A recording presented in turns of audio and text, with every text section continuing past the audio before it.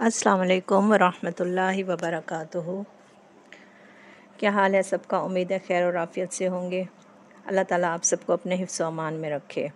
हमारी आज की आयत, मौत नसीब से होती है, किसी के मांगने से नहीं होती और ना ही मैदान जंग में होती है। जब मौत का वक्त होता है तो कोई नहीं टाल सकता। ये बात कहना गलत है कि अगर वो घर से ना निकलता या वो कहीं ना जाता तो वो हमारे साथ होता, उससे मौत ना आती। फिर यह है कि शहादत अल्लाह की रहमत और मग़फ़िरत। फिर हर मौत अल्लाह की तरफ ले जाती है, सब ने अल्लाह ही की तरफ लौटना है। रसूल सल्लल्लाहु अलैहि वसल्लम का मिजाज कैसा था? क्या वो संगदिल थे? और क्या वो अपने साथियों की गलती पर उन्हें माफ़ कर देते थे या सज़ा देते थे? और उनका रवैया उनके साथ कैसा होता था? फिर यह है कि अल्लाह जिसकी मदद करना चाहे, अल्लाह के सिवा कोई और उस पर गालिब नहीं आ सकता। अल्लाह की मदद सब पर गालिब है और अल्लाह के सिवा कोई मददगार नहीं है, कोई हामी और नासिर नहीं है। हमारे इस मफ़हूम की रोशनी में हमारी आज की आयत देखते हैं।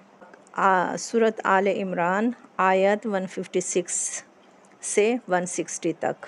नहमदु व नुसल्ली अला रसूलिहिल करीम, अम्मा बाद, फ़अऊज़ु बिल्लाहि मिनश शैतानिर रजीम, बिस्मिल्लाहिर रहमानिर रहीम। रब्बि इश्रह ली सदरी व यस्सिर ली अमरी वहलुल उक़दतम मिन लिसानी यफ़क़हू क़ौली। रब्बि ज़िदनी इल्मा, अल्लाहुम्मा फ़क़्क़िहना फ़िद्दीन। लफ्ज़ी तर्जुमा देखते हैं।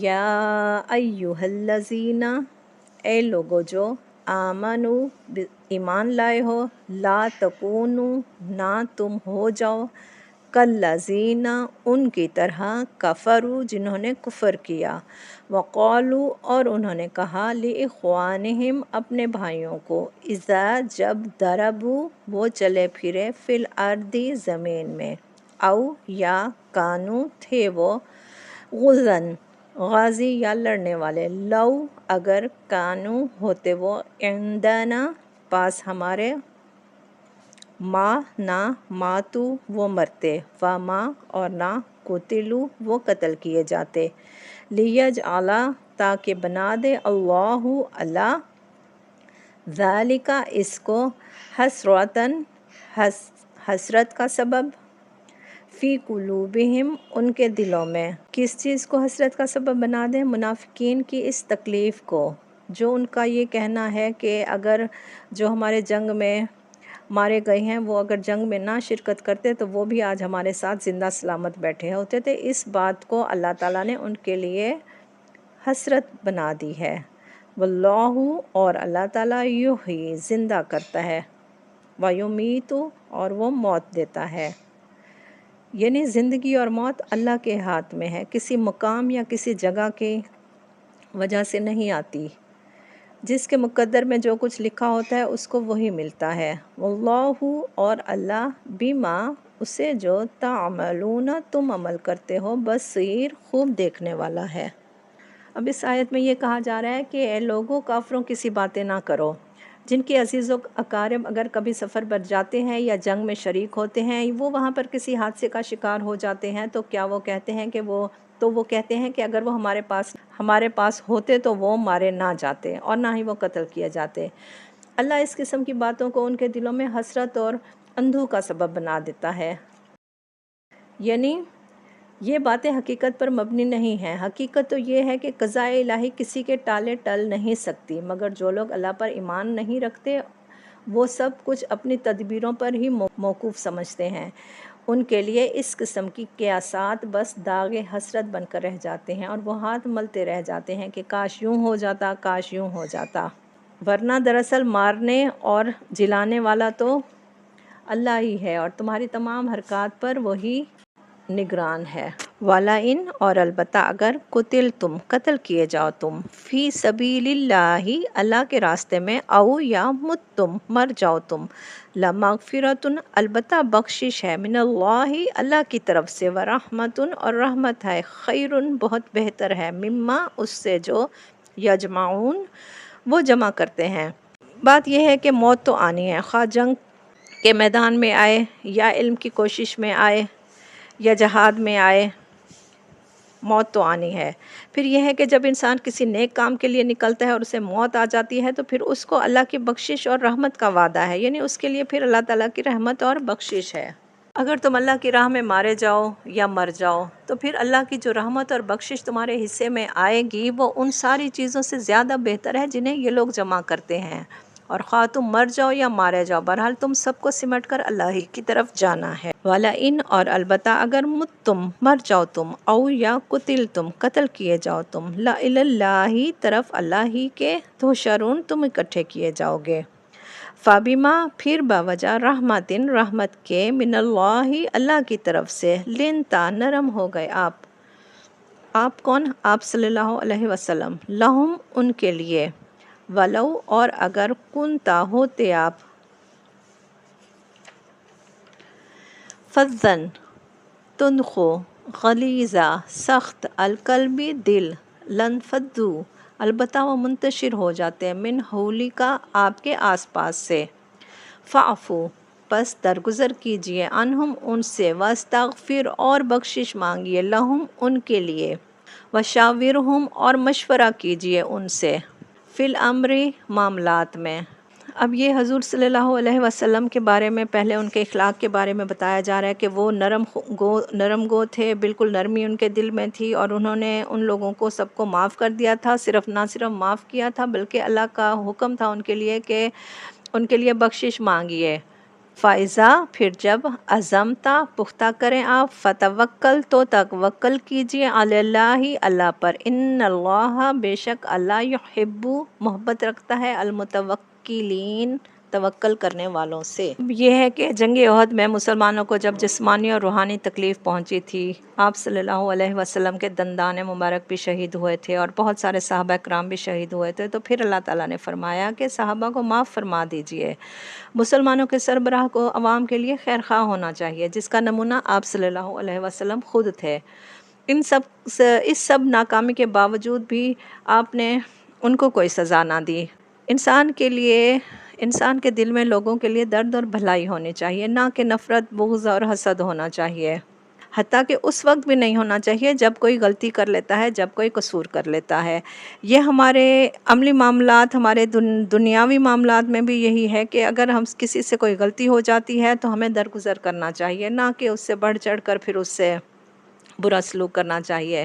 یہ ہے کہ آپ صلی اللہ علیہ وسلم کا جو کردار تھا، اخلاق تھا، تو قرآن مجید میں ہے کہ بے شک آپ اخلاق کی بلندیوں پر فائز تھے۔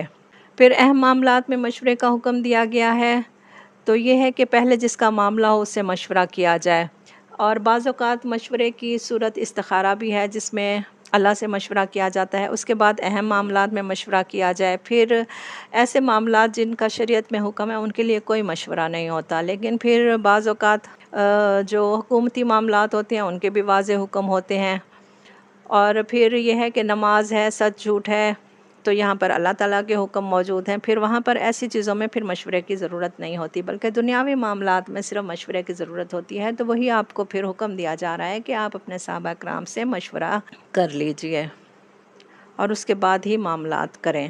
اور پھر دوسرا یہی اس آیت میں بتایا جا رہا ہے کہ اگر آپ صلی اللہ علیہ وسلم تندخو ہوتے، سخت مزاج ہوتے، تو آپ کے ارد گرد جو آپ کے صحابہ کرام تھے، آپ کے جو ساتھی تھے، وہ سب منتشر ہو جاتے، وہ سب آپ کو چھوڑ کر چلے جاتے۔ ان اگر ینصرکم مدد کرے تمہاری، اللہ فلا تو نہیں، غالبا کوئی غالب آنے والا، لکم تم پر، وَإِن اور اگر یخذلکم وہ چھوڑ دے تمہیں، فمن تو کون ہے، ذَلَّذِی وہ جو، ینصرکم مدد کرے تمہاری، من بعد بعد اس کے، وعلی اللہ اور اللہ پر ہی، فلیتوکل پس چاہیے کہ توکل کیا کریں، المؤمنون ایمان والے۔ ان آیت میں یہی ہے نا کہ یہ اللہ کی بڑی رحمت ہے کہ تم ان لوگوں کے لیے بہت نرم مزاج واقع ہوئے ہو۔ اللہ تعالیٰ محمد صلی اللہ علیہ وسلم سے فرما رہے ہیں کہ اے پیغمبر، یہ اللہ کی بڑی رحمت ہے، ورنہ اگر کہیں تم تندخو ہوتے، سنگ دل ہوتے، سب تم سے چھٹ جاتے۔ اب ان کے قصور معاف کر دو اور ان کے حق میں دعائیں مغفرت کرو، اور دین کے کاموں میں بھی ان کو شریک مشورہ رکھو۔ پھر جب تمہارا عزم کسی رائے پر مستحکم ہو جائے تو پھر اللہ پر بھروسہ رکھو، اللہ کو وہ لوگ پسند ہیں جو اسی کے بھروسے پر کام کرتے ہیں۔ پھر یہ ہے کہ اگر اللہ تمہاری مدد پر ہو تو کوئی طاقت تم پر غالب آنے والی ہے ہی نہیں، اور وہ تمہیں اگر چھوڑ دے تو اس کے بعد کون ہے جو تمہاری مدد کرے گا۔ بس جو سچے مومن ہیں ان کو اللہ ہی پر بھروسہ رکھنا چاہیے۔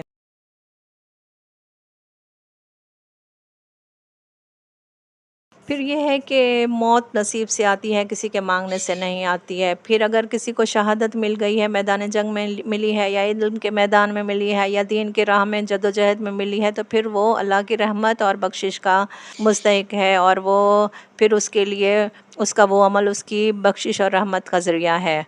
پھر یہ ہے کہ ہر موت جو ہے وہ اللہ کی طرف لے کر جاتی ہے۔ نبی کریم صلی اللہ علیہ وسلم کا اخلاق اسوہ حسنہ نرم مزاجی تھا، اور وہ اپنے ساتھیوں کے لیے دعائیں بھی کرتے تھے، اور اپنے دنیاوی معاملات میں ان سے دینی دنیاوی معاملات میں ان سے مشورہ بھی کرتے تھے۔ تو ہمیں بھی اسی طرز عمل پر اپنی زندگی گزارنی چاہیے، اپنے معاملات میں نرمی رکھنی چاہیے، اور چھوٹی چھوٹی غلطیوں کو کوتاہیوں کو معاف کر دینا چاہیے، نہ صرف زبان سے بلکہ دل سے بھی معاف کر دینا چاہیے۔ کسی سے بھی بدتمیزی سے بد اخلاقی سے پیش نہیں آنا چاہیے۔